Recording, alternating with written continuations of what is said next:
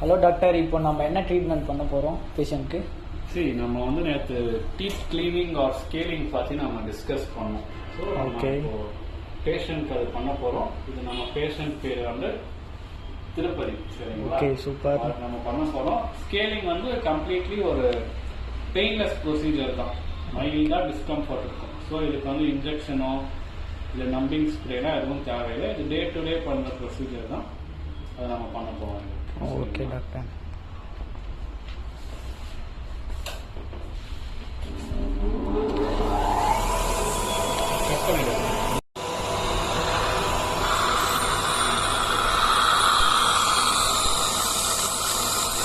Five seconds extra போடும். சரிங்களா?